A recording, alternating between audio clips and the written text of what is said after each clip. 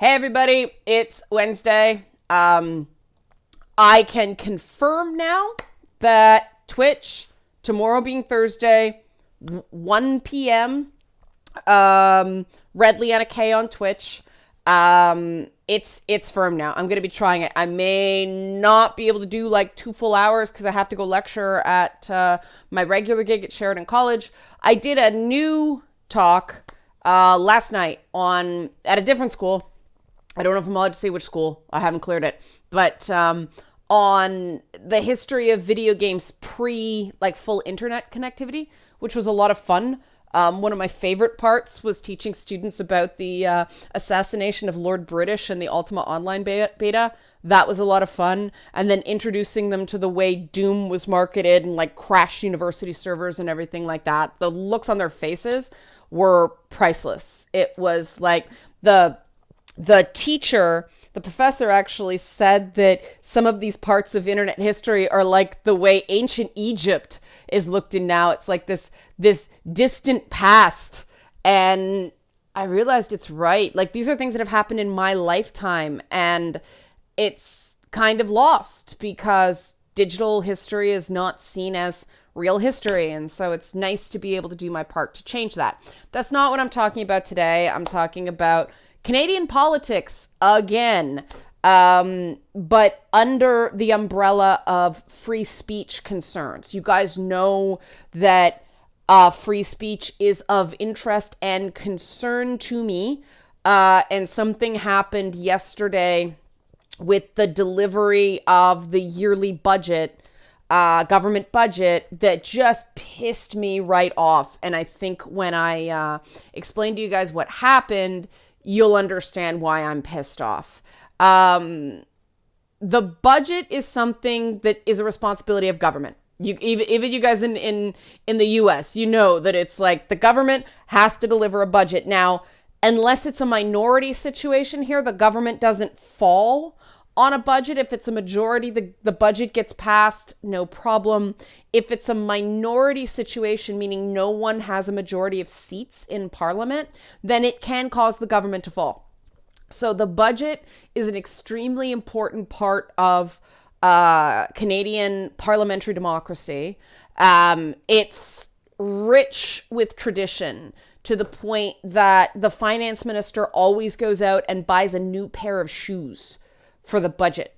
I'm not sure why. I'm sure I can look it up, but I want to keep this kind of short. But yeah, there's a lot of very rich and storied traditions surrounding the budget.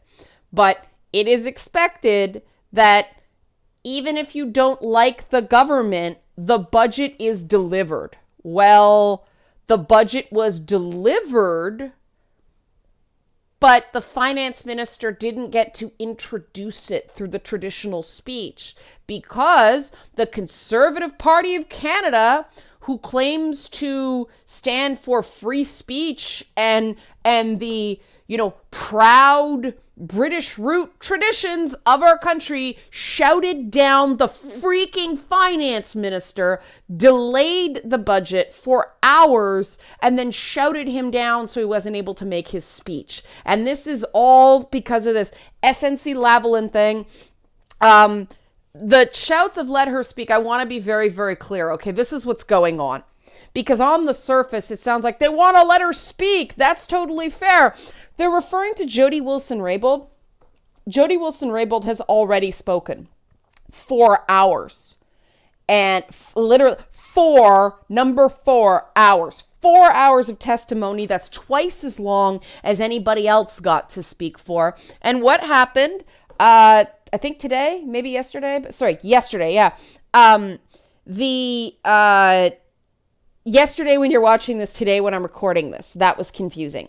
But the Justice Committee, which is dominated by the Liberals because they have the majority, decided that they were not going to investigate the SNC Lavalin affair anymore because they thought the public had heard enough to make up their minds. This does not mean that all investigations stop. We have an Office of Government Ethics that will continue to investigate this and probably come to a finding that is somewhat critical of the Liberals, which they deserve. I don't know if there's going to be an RCMP investigation. It may be that there's an RCMP investigation which finds nothing, and so we won't hear anything about it. But it does, the Liberals cannot shut off all investigation into the SNC-Lavalin controversy, which is not what you would think was going on based on the Conservative outrage. And you guys know how I feel about outrage warriors. There's a reason I call them outrage warriors instead of social justice warriors, because the issue is not what they believe. It's the pageant of performative outrage that they use to just, instead of having a proper debate, they just try to drown out their opponents. They try to just shout them down. And I absolutely do not agree with that.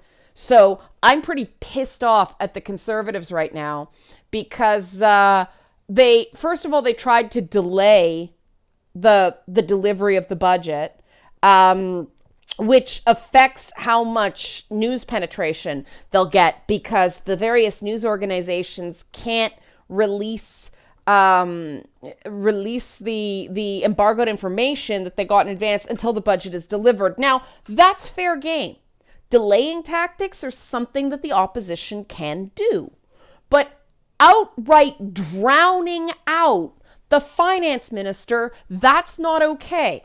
Now, the budget got delivered. They couldn't stop the delivery of the budget, but that speech that presents the budget to Canadians is something the finance minister is supposed to have the right to do. And these are big things, especially in an election year, because the opposition has the opportunity to criticize the government all they want. You know, it gets a lot of news, but this is the opportunity for the government to get its messaging out that this is what we're providing for Canadians. This is basically showing their priorities for the coming year. And I got what I was looking for, which is some sort of funding for green energy retrofits in houses, because the Ontario government canceled all of them here. So I was hoping the federal government was going to bring something back in to top that up. Not quite sure how they're going to do it yet because it's through a municipalities fund, but there is something there. And there's stuff for making first-time home buying more affordable. Really ingenious idea. Basically, the government, the Canadian Mortgage and Housing Corporation Committee, I don't remember, but the CMHC will basically buy 10% of your house, and then you can pay them back interest free, or you just pay the government back when you sell the home.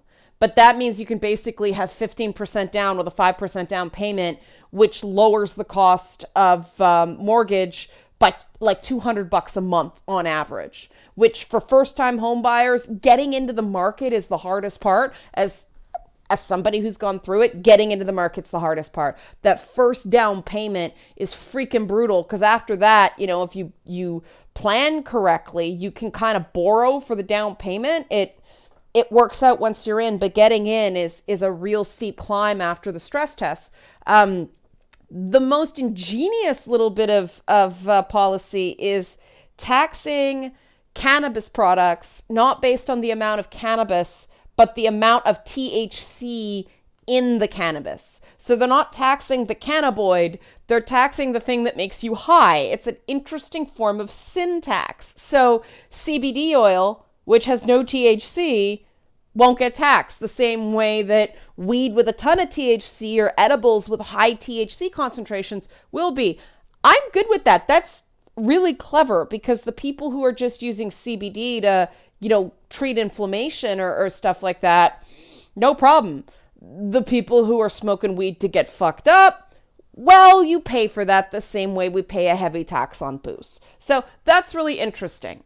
This shouting down of people as a form of political theater is not interesting to me. It's wrong. And by all rights, the Conservative members of Parliament who disobeyed the speaker, the parliamentary speaker, called for order multiple times and was ignored. They can be censured for that. And they should be censured for that, because then they walked out. Like, is this the UN? Like, this is the sort of theater we get in the UN, not the Canadian government. No. We, up until recently, have had fairly decent civility, even under Harper and his excessive prorogations of Parliament. And that's why Scheer's tactics here, like, are you serious? You're actually going to claim the abuse of power game? When your party was the one that kept proroguing Parliament, which technically you can do, because all you need to do is get the approval of the Governor General, which she gave, but they used it more loosely than any government ever had before.